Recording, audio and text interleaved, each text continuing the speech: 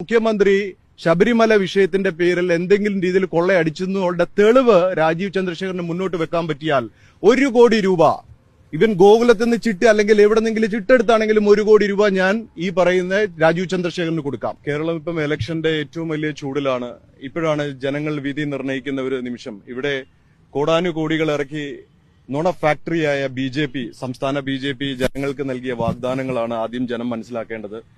ഈ വാഗ്ദാനങ്ങൾ നൽകിയത് ഏറ്റവും വലിയൊരു ബിസിനസ് ടൈക്കൂൺ ആയിട്ടുള്ള ഓഫർ ചെയ്ത് നമ്പ്യാരെന്ന് പറയുന്ന സ്വന്തം അമ്മായിയപ്പനെ പോലും കുടുക്കി 1756 കോടിയുടെ ബാധ്യത BPL ഉണ്ടാക്കി വെച്ചിട്ട് 4400 കോടിയുമായിട്ട് BPLന്റെ പടിയിറങ്ങിയ ഒരു വ്യക്തിയാണ് ഇന്ന് കേരളത്തിൽ വന്ന് ജനങ്ങൾക്ക് വാഗ്ദാനം നൽകിയിരിക്കുന്നത്.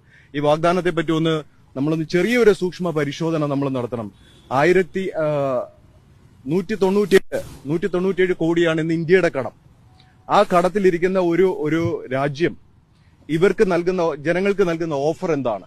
ഈ ഓഫറിനെ പറ്റി ഇതാക്കുക. അതായത് എയിംസിന്റെ പേര് പറഞ്ഞ് തെക്ക് വടക്ക് നടന്ന് മാധ്യമങ്ങൾ എന്താണ് ഇതിന്റെ കാര്യം എന്ന് ചോദിച്ചപ്പോൾ മാധ്യമങ്ങളുടെ തന്തയ്ക്ക് വരെ വിളിച്ച ഒരു രാജാവ് കേരളത്തിലുണ്ട്. അവസാനം കേരളത്തിന് കിട്ടിയത് ആമ മുട്ടയാണ്.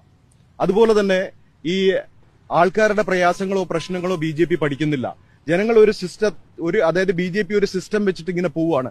ഇത് നമ്മൾ പറയുന്നതാണ് ശരിയെന്ന് പറഞ്ഞിട്ട് ശബരിമല കൊള്ള പറഞ്ഞ് വികസനത്തിന്റെ കാര്യമോ ജനങ്ങളുടെ പ്രശ്നമോ പറയാതെ ഈ BJP എന്നും മുന്നോട്ട് വയ്ക്കുന്നത് ശബരിമല കൊള്ളയാണ്. യഥാർത്ഥത്തിൽ ഞാൻ ഇന്ന് മാധ്യമങ്ങളുടെ മുന്നിൽ നിന്ന് ജനത്തിന്റെ മുന്നിൽ നിന്ന് പറയുകയാണ്, ഈ കേരളത്തിൽ മുഖ്യമന്ത്രി ശബരിമല വിഷയത്തിന്റെ പേരിൽ എന്തെങ്കിലും രീതിയിൽ കൊള്ളയടിച്ചെന്നുള്ള തെളിവ് രാജീവ് ചന്ദ്രശേഖരന് മുന്നോട്ട് വെക്കാൻ പറ്റിയാൽ 1 കോടി രൂപ ഇവൻ ഗോകുലത്തിൽ നിന്ന് ചിട്ട് അല്ലെങ്കിൽ എവിടെന്നെങ്കിലും ചിട്ടെടുത്താണെങ്കിലും 1 കോടി രൂപ ഞാൻ ഈ പറയുന്ന രാജീവ് ചന്ദ്രശേഖരന് കൊടുക്കാം.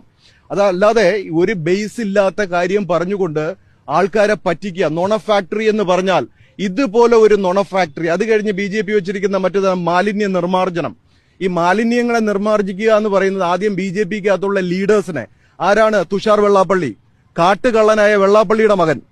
അതുപോലെ മോദിയുടെ പേരും സംഘത്തിന്റെ പേരും പറഞ്ഞുകൊണ്ട് ഈ ആൾക്കാരെ പറ്റിക്കുന്നതിന് ഒരു അറുതി വരണം. ഇത് ഞാനും ഒരു പഴയ RSSകാരനാണ്, അത് നിങ്ങൾക്കൊക്കെ അറിയാം. BJP ഈ ഒരു അവസരത്തിൽ എന്തുകൊണ്ട് ഞാൻ ഇങ്ങനെ പറയുന്നു എന്ന് വെച്ചാൽ ഇത് എന്റെ വാക്ക് മാത്രമല്ല, ഒരുപാട് സ്വയം സേവകരുടെയും ഇവിടുത്തെ ജനങ്ങളുടെയും വാക്കാണ്. അപ്പൊ ഇവർ മുന്നോട്ട് വെക്കുന്ന ആശയങ്ങൾ, അതുപോലെ PC ജോർജിന്റെ കോൺട്രിബ്യൂഷൻ എന്താണ്? ഒരു പൊളിറ്റിക്കൽ എത്തിക്സ് ഇല്ലാത്ത ഒരു മനുഷ്യൻ.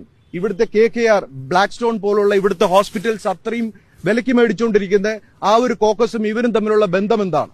അതുപോലെ ഈ പറയുന്ന അനൂപ് ആന്റണി പറഞ്ഞു 5 കോടി രൂപയാണ് MLA ഫണ്ടെങ്കിൽ നമുക്ക് അൺലിമിറ്റഡ് ഫണ്ടാണ് വരാൻ പോകുന്നത്. ഈ അൺലിമിറ്റഡ് ഫണ്ടിന്റെ സോഴ്സ് ആയിരുന്നു FCRA റിലീസ് ചെയ്ത് കൊടുക്കാമെന്ന് പറഞ്ഞിട്ടുള്ള വാഗ്ദാനമായിരുന്നു